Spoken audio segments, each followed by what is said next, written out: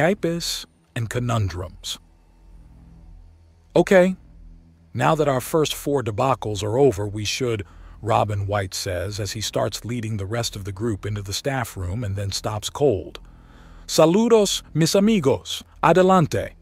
Santiago greets him as the lights turn on to reveal that the man has, for lack of a better term, Mexicanized the room to such a degree it looks like a downright parody.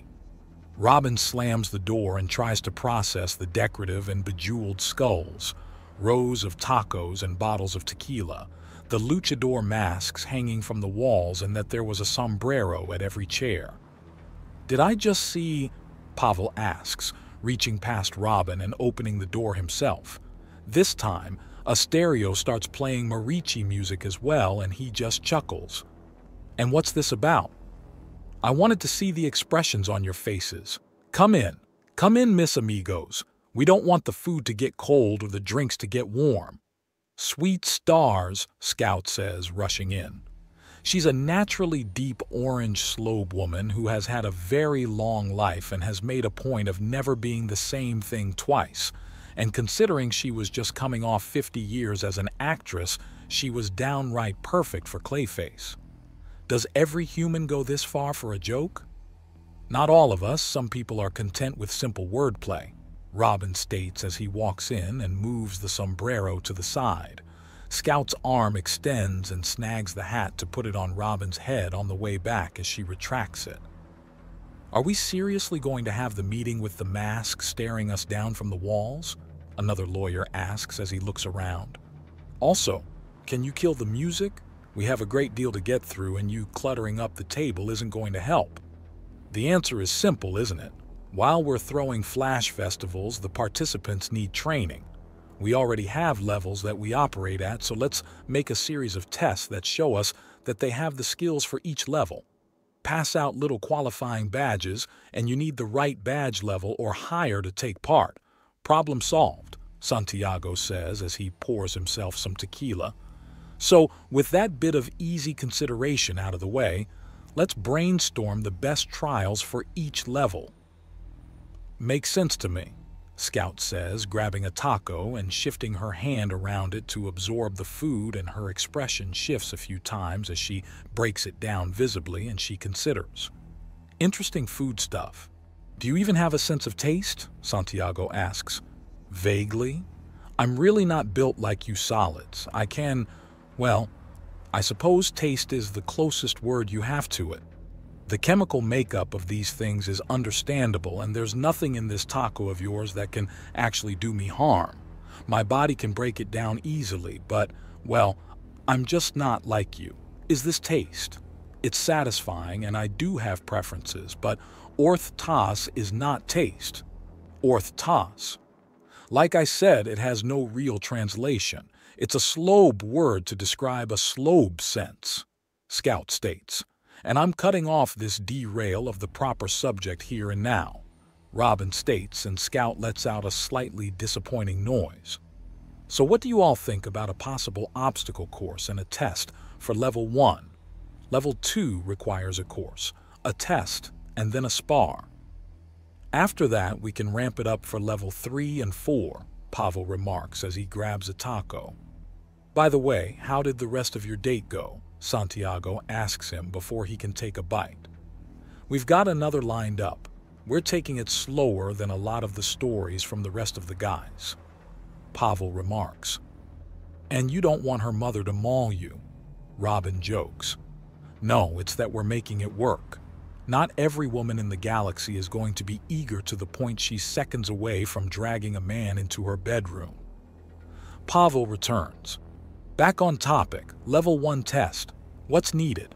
The average girl jumping in seems oblivious, excited to be there, and just not paying attention. I don't think sitting them down with an exam sheet and a pencil will solve that. Not all of it, at least. What do you propose for a practical test? I don't fully agree, one of the lawyers states. We should have some level of paperwork, just to show that things are being done officially. A quick open book quiz of proper procedure and then a fake crime scene where they have to find several clues, properly catalog them, and then a second test where they try to put it all together. That's a good idea, but how do we set up the course? A climbing wall means nothing to someone who can fly or teleport, not to mention they have to be safe enough to be easily signed off on. Scout reminds the room even as she pours a little tequila onto the palm of a hand, and after a moment smiles. Oh, this is good stuff. It's never going to be not weird that you can eat with your everything. Santiago notes and Scout lets out it's not a snort, but her body ripples and lets out a snorting sound. Most of my body is non-specialized, and yes, slobes are weird and so are humans. There aren't very many non-solid species and even fewer that are null immune, Scout remarks. Santiago, buddy, if you're going to insult the woman, use something that can't be countered with no you, accurately, or heaven forbid an accurate counter of your mother. Robin states and Scout makes the snorting noise again before outright laughing.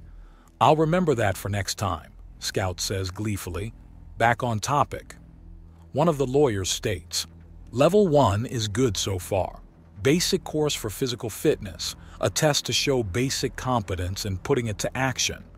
We can even encourage this by giving out little journals to keep for taking notes on such things. Little prizes. How do we handle more psychological villains? Scarecrow is very famous, and he drugs people to see their worst fears. And the less said about the Joker, the better. Well, Pavel and I spoke about this earlier. Santiago begins, and some of the table turn to Pavel. We go through different ages. Golden age, silly man in a clown outfit committing goofy crimes and giggling the whole way would be the normal one. But I think the only time we get anywhere near the things you're thinking of is in level 4 or a theoretical level 5. Pavel says. Level 5? Robin presses him. Theoretical level 5, and it's only ever a theory, which is where the safeties come off. Pavel clarifies. No, we are not taking the safeties off. It's why it's only theoretical, much like how anyone in this room could leave and become a very successful mass murderer and terrorist at the drop of a hat. Just because something can be done doesn't mean it will, Santiago states. All right, for the sake of putting this on legal record, why would you want the potential to put things onto a theoretical level 5? A level which, if I understand things correctly, would have an undaunted soldier act fully like a comic book villain, including the body count, torture, and other criminality. Robin asks very clearly and carefully. We already have the potential, sir. It would not be completely accurate, but with the level of threat the average soldier presents, the difference is more stylistic. Level 5 is theoretical.